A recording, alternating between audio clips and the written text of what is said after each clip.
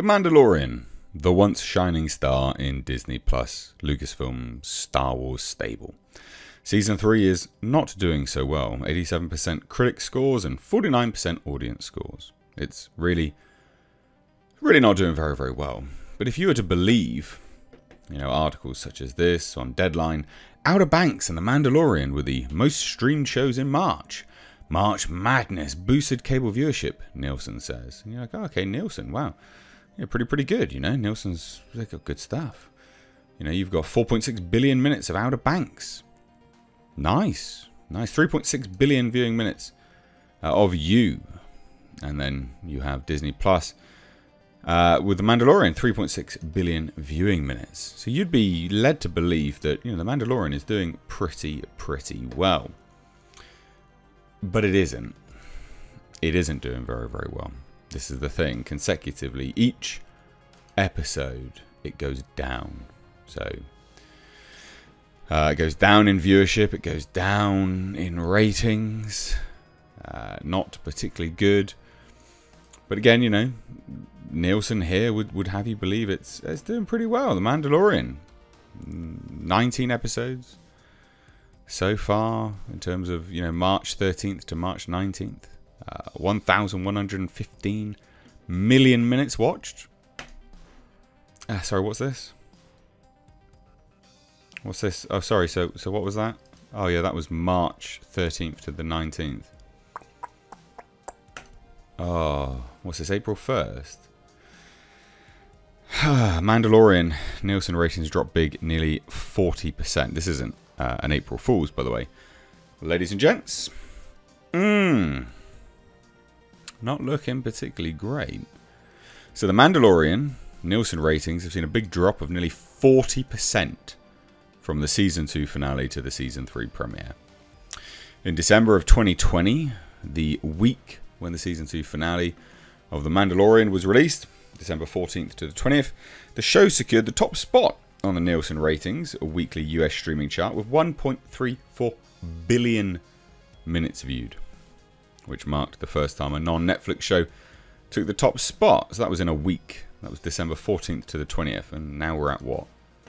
Oh yeah, another week. March 13th to March 19th. And we're nowhere near those sort of billion viewing minutes.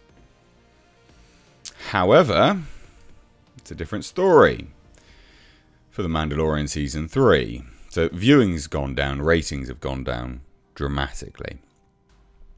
First episode debuted on March 1st during the week of February 27th to March 5th.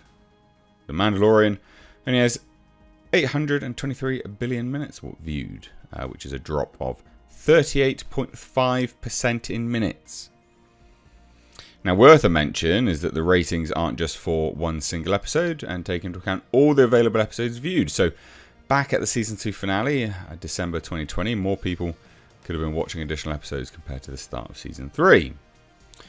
However, the Season 2 numbers saw The Mandalorian average around 1 billion minutes viewed each week, with the Season 2 premiere having 1.032 billion minutes viewed.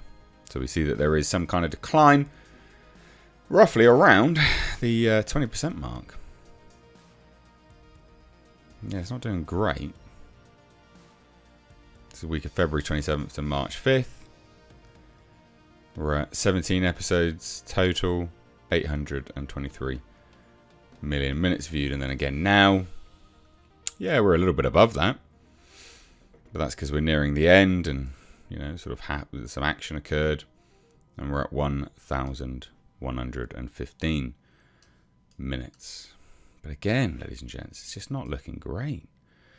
But again, if you believe this, it's doing gangbusters. It's doing so good. Despite the fact it's consistently getting bad reviews. Viewership is not particularly great either. So, Mandalorian.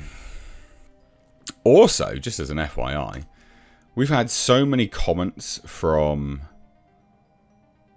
Jon Favreau recently about randomly getting actors to come in and, could Star Wars Jedi Survivor Cal Kestis appear in live action. Lucasfilm president weighs in. Jon Favreau also weighed in on that. You know, we had clashes with the producers during season 1. That dropped recently.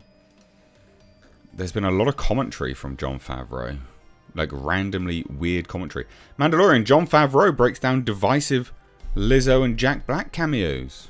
Just sort of explaining that his kids made him do it because they like TikTok. And they're fans, I guess. Jon Favreau and Dave Filoni talked about Ahmed Best Star Wars return as Jedi Kelleran Beck, who was actually really good. And good on Ahmed Best for coming back. He was really good in that. So, but you can see that there seems to be this sort of rush. You know, Jon Favreau weighs in. Could Cal Kestis come back?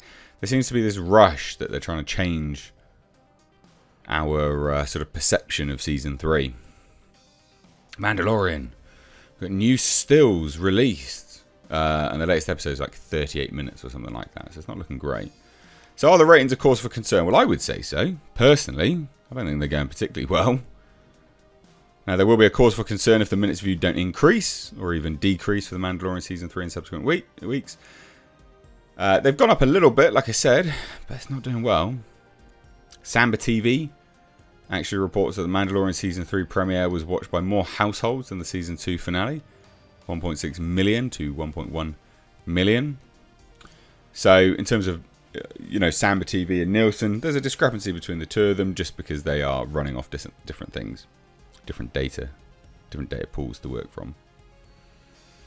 But I would not say that this is going particularly well. Not at all. The Mandalorian Season 3 premiere episode was actually the lowest rated on both Rotten Tomatoes and IMDb. It's not looking good. Especially not when this was the thing that they could rely on. I'd say this is a pretty bad sign. Which is a shame because, you know, I really liked The Mandalorian. But it's definitely going downhill. Like I said, 49% overall for Season 3. I mean, that's fucking terrible. Season 2, for instance, 91%. Just to put it into perspective, guys. Season 1, again, 92%. Season 3, to go from 92, 91 to fucking 49%. I mean, that is cause for concern, guys. This was the crowning jewel, and now it's nothing. Let me know what you think, though, down below. I'd love to hear it. Take care.